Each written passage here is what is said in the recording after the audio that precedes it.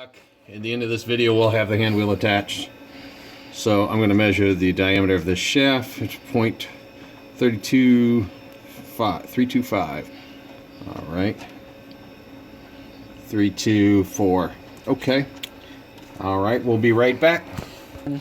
So I have to put the hand wheel back on so I can use the lathe. If anything, just to pull it out of the way. So 21/64 is the closest diameter, so we're going to go ahead and check this guy up, make sure it's true, and we're going to go straight through the face of this. I'm not going to, on this aluminum boss, I'm not going to mess with it. It's too soft and too small, so I'm just going to go all the way through. So we'll go ahead and check this up. There's my new check key. There's a video about me making that. Check that out. Alright, I'm just going to check and see if it is true as it can be. You know, depending on where you check this thing, you notice that it's a little different. That's what we're going to go with. We're going to go ahead and tighten that up. Okay, and then see if we can see if that will not get out of the way. That's fine. We're going to put the tailstock on. We will get a center drill set up in here, and then we'll come back. Alright, so we're back to the Harbor Freight. When I went over to the... No, I didn't blow up the lathe. That's not what happened. But I don't have my tailstock aligned, and I didn't feel like doing it right now. So when I painted it and took it apart, I just screwed it back together. So we're going to go ahead and go with this because the tailstock is whatever good enough aligned. So we're back to the Harbor Freight. Alright, so we got the center drill. And here we go. We'll start with the center drill, then we'll come back and probably go half size, and then come back again and go to the full, what was it, 21/64, I think.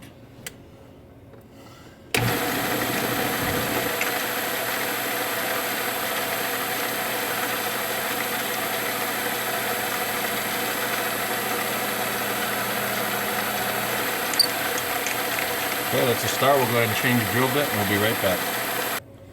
Alright, I decided to go with 3/16 because recently I ran into hundreds of them, and that's the one I'm going to use. We're going to be going through the steel here, and I don't see how possibly it could go wrong, but with all the errors I've had so far, I could see that, I don't know, some problem going on. But let's see how these USA bits do in this mild steel. First it's going to pierce the aluminum, and then there's the mild steel behind it.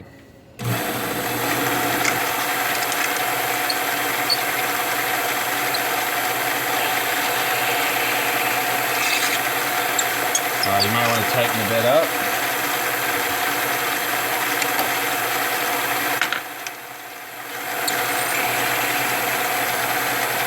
Goes through aluminum pretty well.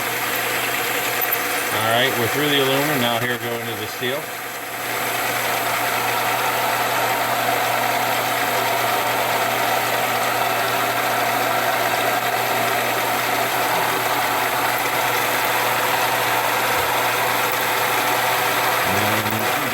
Going here. There's an air gap in there, so I got a feeling that it's kind of filling up with chips. I'm going to put a little oil on there to try to keep it cool, or smear up the lens, one of the two.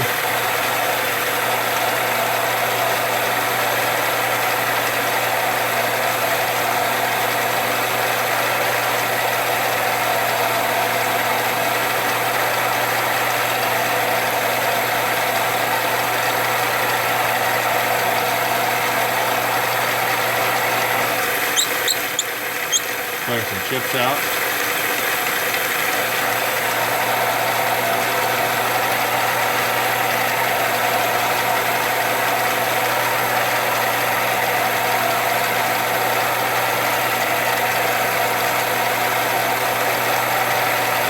Alright, this is probably getting boring. We'll come through and we'll come back with the full size drill. Alright, so we're there with the, what was it, 3/16 bit. And this is the, I don't know, somewhere close to the correct diameter, 21/64. All right, we'll go through here again. Again, we're going through the aluminum cap, then we'll be going through steel. And this is the same diameter, a little oversized the shaft. All right, here we go.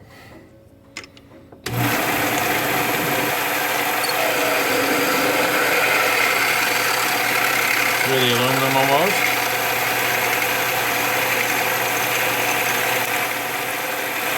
And we're hitting the steel now.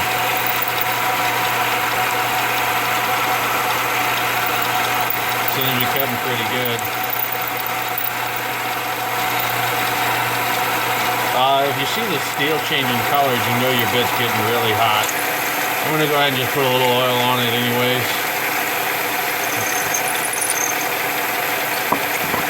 But this bit seems to be cutting really good.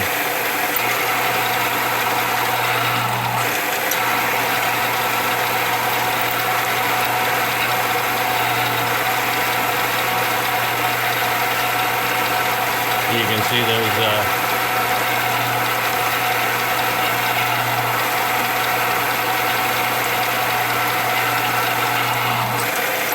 putting a little too much force on this guy. There we go, we're all the way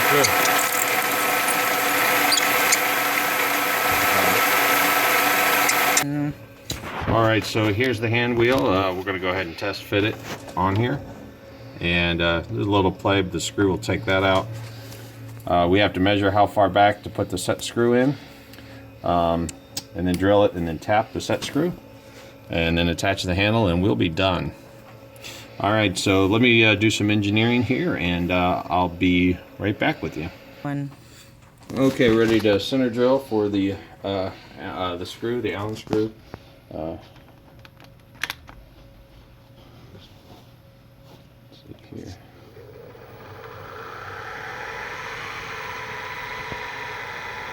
I'll set this to about 900 for steel.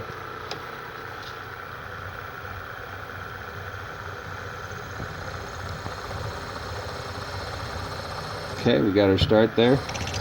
Now we need a number, we're using an index drill, we need a number 29. Let me get that checked up and then we'll be back. What I forgot to mention is the 29 drills for an 8/32 Allen screw or thread, which I'll be tapping that out. So I've got my drill bit in there now and I'll be going and drilling through all the way through.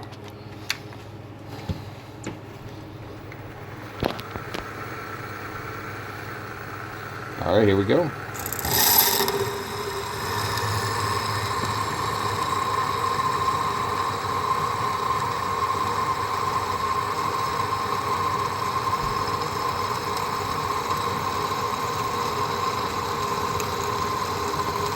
I'm just dreading tapping steel.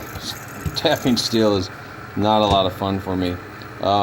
One of the things I am thinking about doing, just so there's less tapping, is I'm going to go with a bigger bit and go halfway through that. So let me change my bits and I'll be right back. Okay, I'm going to go down about 1/8 inch here.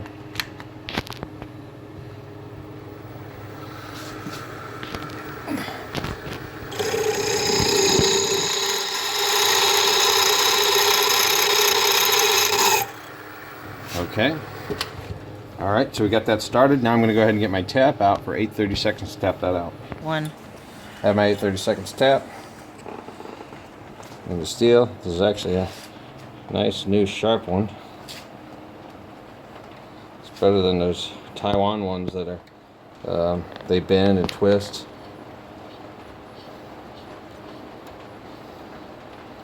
Really shouldn't be that afraid of this drill rod, because that was pretty easy. I guess I'm just a little afraid because I've snapped too many taps off. You know, you spend hours making a piece of work and you snap a tap off. Buy good quality taps unless you don't have the money. I don't know if you can see there, but it's pretty nice thread in there. I'll come back and I'll put the Allen screw in. Got my Allen screw, I'll go ahead and start it in there. Okay. I would say we're about ready to go ahead and put this on the lathe now. Okay, here we go. Interference. Okay. And trying to find that divot. Where's it at? There it is.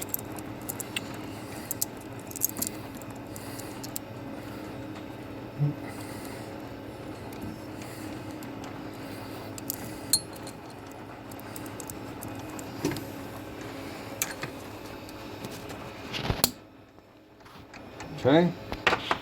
and the handle is somewhere. I'll put the handle on, and everything will collide and none of it will work. I didn't engineer any of this, I just kind of threw it together, so. I'm actually not done with this. I'm going to round this over and get rid of that boss. But, I want to get this video done. Okay. Nice. We do have the interference issue.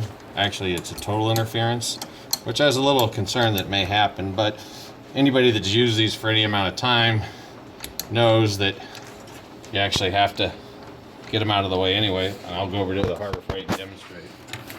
So if you got this handle here and you got this handle here and you want to crank, well, you'll see that your hand busts into it. And sort of the same way here, where you can't really, your hand busts into it. So this is a thing that if you own one of these Sieg mills, you already know that these two handles come really close together. Now I have seen some modifications online where they're moving it. This is a total interference, but I don't really care. I like the handle. I think it looks nice. I'm happy with that. I will round it over, but I'm going to close the hand wheel project out. Thank you all for watching, YouTube. If you like this video, please subscribe.